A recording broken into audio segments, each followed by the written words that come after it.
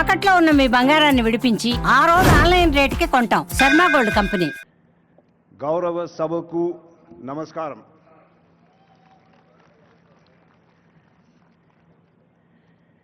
Now I'm sure many of you here today have at some point in your lives experienced a moment when suddenly the horizon of possibilities opened up in front of you.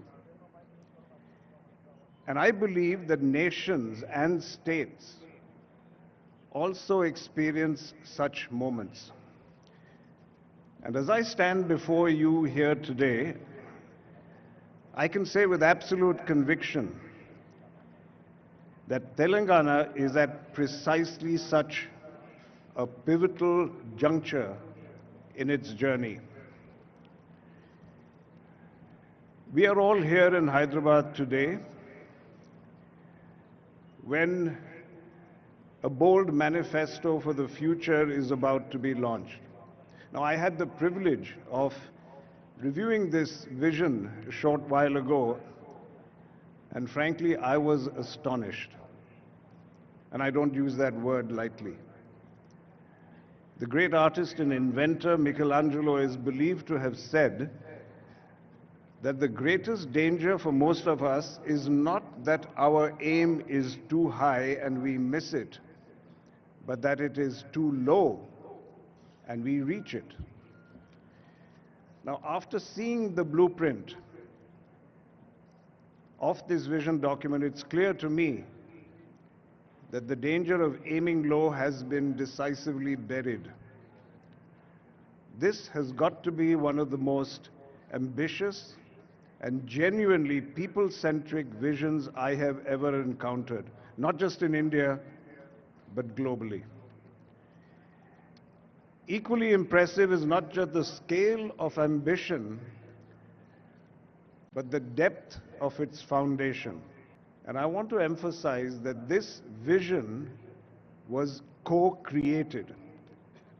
And I repeat, it was co-created. It was not written in isolation, but it was shaped by an extensive consultation with the citizens of Telangana and with experts in chosen fields, by understanding their needs, their aspirations, and their hopes. And frankly, this resonated very, very deeply with me, because at our own Mahindra Group, I have often said that vision is not the monopoly of just a leader or of a few people.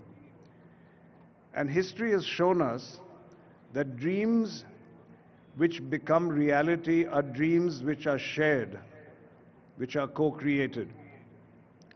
Because when people participate in designing their own future, the odds of success rise dramatically.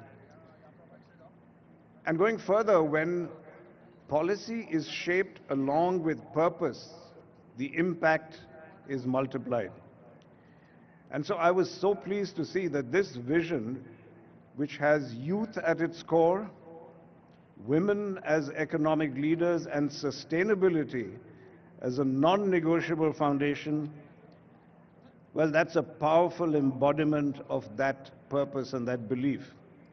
So I want to compliment you, Chief Minister, and to your entire team for following this very inspiring process. And at Mahindra, frankly, we are very proud to observe this journey, not just to observe it, but actually to be participants in it. One example alone, our women-led battery manufacturing facility in Zahirabad is not just a factory. It is our very own statement of belief in the future that is being built right here. And on a personal note, I'm honored to serve as the chairman of the Young India Skills University, as was mentioned earlier. Now, I have to confess, when the Chief Minister first asked me, I was very hesitant, as you will recall. And I'll be honest, at this stage in my life, I'm very, very protective of my personal time. And I had planned really to focus all my energies on Mahindra University, which is right here in Hyderabad, and on other educational initiatives that I had already committed myself to. So I was preparing myself to very politely decline this invitation to the Chief Minister. And to be honest, after spending 4 decades in business, I consider myself a reasonably tough negotiator. But I met my match. The Chief Minister listened, he smiled, and then he presented a case which made it impossible for my conscience to walk away. You clearly are someone who doesn't take no for an answer. The Chief Minister, to be honest, saw that the Young India Skills University was not just about Telangana, but about India's future. That clarity of purpose turned the request into an offer that, frankly, I could not refuse. And since accepting this role, my conviction in this role has only deepened. And let me explain why. We are living through a digital tsunami. Artificial intelligence dominates global conversations, and it's often accompanied by fear of what AI and the future will bring. But I want to take a contrarian view.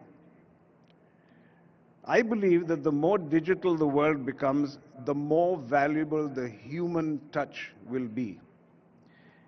As AI inevitably absorbs the repetitive and the routine, value shifts to what machines cannot replace: the skill of the hand, the intuition of the craftsperson, the empathy of the caregiver, and the problem-solving grit of the technician. And just look around at many developed countries today and developed economies.